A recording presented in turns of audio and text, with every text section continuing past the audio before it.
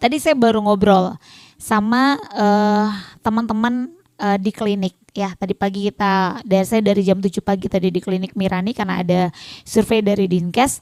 Di situ dari pagi. Terus ngobrol, saya cerita sama mereka. Anak-anak zaman sekarang ini, kalian ini yang mau Gen Z, Gen Y, Gen A sampai Z lah itu ya. Entah gen apa lah ya.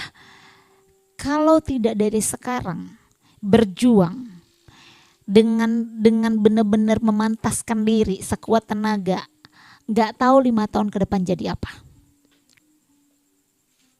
Kalau dari sekarang kalian sepele, teman-teman sepele sama Allah, sama ibadah, sama pekerjaan, sama apapun itu, maka percayalah nanti nggak jadi apa-apa. Saya hari ini adalah Mirani Molize yang berjuang di 10 tahun yang lalu. Jadi kalau teman-teman mau lihat kehidupan orang hari ini, itu pasti hasil dari perjuangan dia 5-10 tahun yang lalu. Gitu. Begitu juga, kalau misalnya teman-teman dari sekarang tidak berjuang, maka percayalah 5-10 tahun ke depan, kalian tetap tidak ada apa-apanya dan tidak jadi apa-apa. Kita tidak pernah bisa memilih, kita lahir dari rahim orang tua yang kaya. Kalau ditanya saya yakin semuanya pengen nih lahir dari rahimnya Nagita Slavina. Atau lahir dari rahimnya anak Sultan Bolkiah. Iya kan? Atau lahir jadi dari Brunei jadi calonnya Pangeran Matin ya. Matin. Atau apapun itu. Semuanya pasti pengen terlahir dari rahim orang kaya. Lahir dari rahim orang tua yang semuanya oke. Semuanya, oh kamu mau apa? Ya udah dibeliin. Oh kok kita ngeliat enak banget ya hidupnya ya begini. Atau Rafathar itu dari kecil ini nggak pernah ngerasain hidup susah dan bla bla bla bla bla semuanya. Semuanya pasti pengen lahir dari rahim seperti itu. Tapi pertanyaannya kita bisa milih nggak? Nggak bisa. Kita tidak akan pernah bisa memilih. Tapi yang pasti saat ini kita terlahir dari rahim kedua orang tua yang luar biasa. Yang terbaik. Namun kita bisa memilih. Kita meninggal dalam kondisi apa? Dalam kondisi kemiskinan, menanggung hutang, meninggalkan wasiat meninggalkan wasiat hutang banyak kepada anak keturunan kita, menyusahkan mereka, atau kita meninggal dalam keadaan bahagia karena ngelihat anak keturunan kita sudah tidak punya beban hidup. Karena mereka tidak harus menanggung hutang orang tuanya. Karena kita menjalani hidup yang bahagia, tidak punya beban lagi, tidak ada utang dan lain-lain. Sekarang saya tanya, ada nggak di sini yang orang tuanya punya hutang? Ada kan? Pengen nggak bantu mereka? Pengen kan bantu mereka? Apalagi mereka berhutang kadang untuk menguliahkan kita. Mungkin bisa jadi hanya untuk ngasih makan kita pun terkadang mereka harus berhutang. Iya kan? Tetapi nah, sekarang pertanyaannya, apakah kita mau sampai beliau meninggal di kondisi beliau masih menanggung hutang karena untuk menghidupi kita? Kita pasti nggak mau. Jadi kalau teman-teman dari sekarang tidak berjuang dengan rezekinya, percayalah nanti kalian akan sakit ke depannya. Sakitnya apa? Mohon maaf, kalau masih gadis oke. Kalau masih gadis oke, nggak punya beban. Tapi kalau nanti udah berumah tangga, udah punya pasangan, yang laki-laki, udah punya istri. Setawadu-tawadunya istri, ya nggak apa-apa bang, nggak usah beli baju lebaran ini. Masih berdua oke. Tapi anak, mau anaknya terus-menerus cuma liatin orang punya baju baru sementara dia nggak pernah punya baju? Mau ngeliatin anak yang cuma bisa ngeliatin orang jajan tapi dia nggak bisa jajan? Saya pernah kak berada di kondisi seperti itu. Apa kondisi saya? Waktu SD kelas 3 apa kelas 4. Nah bedanya kalau anak sekarang saya nggak berani ngelepas anak saya untuk naik sepeda jalan jauh-jauh. Kalau saya dulu kan tinggal SD-nya di Singkawang. SD saya di Singkawang, di SD 6 Pasiran, di Jalan Lohabang. Di situ saya SD. Dekat Hotel Mahkota.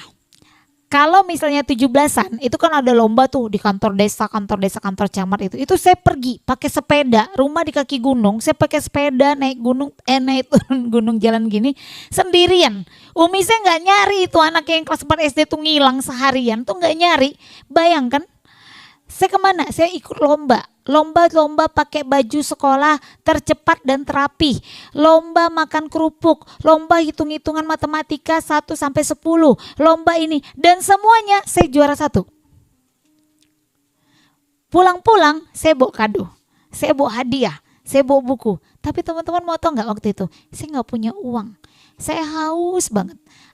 Ada satu teman sekolah saya ikut lomba juga. Ditemani sama ibunya. Dia jajan beli es pakai plastik tuh kan, es Campbell yang pakai plastik ya. Terus dia nggak habis, ada sisanya mau dia buang, mungkin tinggal sekali sedot aja. Saya udah haus banget. Saya bilang boleh nggak Mira minta, saking hausnya saya. Saya nggak bawa jajan apa-apa. Nengok yang lain makan, terus dia mau buang makanannya, tinggal separuh di dalam kotak kue itu. Saya buka, diam-diam saya ambil. Saya pernah Kak dalam kondisi seperti itu. Dan saya nggak mau anak saya ngalamin hal yang sama. Saya nggak mau Mandira, Syakura, dan Arsya mengalami hal yang sama dengan saya, harus mengambil sisa kue orang untuk dia makan. Padahal dia punya prestasi. Saya punya prestasi waktu itu. Saya pulang tapi saya nggak ngeluh sama Umi. Umi ya pulang, tadi ya juara 1 Mi lomba pakai baju sekolah tercepat dan terapi. Oh iya nak. Terus iya ini Mi tadi lomba kali-kali tuh. Kali-kali sampai berapa? Sampai 10. Terus juara apa? Juara 1 ya Mi. Terus ini saya nggak ada bilang, tapi ya aus Mi tadi nggak ada jajan. No. Itu pernah saya alami. Dan saya bilang saya nggak mau ini terjadi sama anak-anak saya. Pertanyaan saya Kak, kalau kakak nggak itu dulu, sekarang persaingan kita ketat sekali, perjuangan kita ketat sekali, media semuanya itu banyak banget yang akan mempengaruhi kita. Kalau tidak dari sekarang, kalau sekarang kalian sudah bermanja, maaf Gen Z ini kan kerja mau enak. Nggak boleh ada sedikit saja yang nggak enak di hati, main berhenti aja. Nggak enak kerja di sana, resign aja cari tempat kerja baru. Nggak enak kerja di sana, pengen cari tempat kerja yang enak, gajinya gede, nggak ada tekanan. Dari Hong Kong lo kerja. Saya punya perusahaan sendiri aja nggak ngerasa seperti itu. Saya bilang sama adik-adik di rumah hijrah, pertanyaan saya satu, mereka boleh tanya berapa kali mereka temukan saya tertidur di dalam ruangan kerja saya dalam sebulan. Belum tentu ada dalam sebulan. Siapa yang berani marahin saya tertidur di ruangan kerja saya? Mana ada yang berani? Siapa yang berani? Gak berani. Ruangan kerja saya itu nyaman banget kok. Mereka aja masuk langsung ngantuk. Masuk ruangan kerja saya tuh ngantuk, ya Allah Kak, masuk ruangan kerja langsung ngantuk Kak, kata itu kan, kakak bisa tak ngantuk, tapi saya kerja dalam itu. Dan kalau saya mau tidur di situ, nggak ada yang berani marahin. Siapa yang berani marahin? Nggak ada. Kemarin saya ke dokter, cek ke dokter waktu sakit tipes kan, Bu butuh surat izin nggak? Ibu butuh surat izin nggak? Surat izin cuti nggak masuk kerja? Ketawa saya. Enggak Pak, saya yang punya perusahaan. Enggak dok, saya yang punya perusahaan. Oh owner katanya. Iya. Tapi pertanyaan saya, berapa lama saya cuti nggak masuk? Berapa lama saya nggak masuk waktu saya sakit tipes?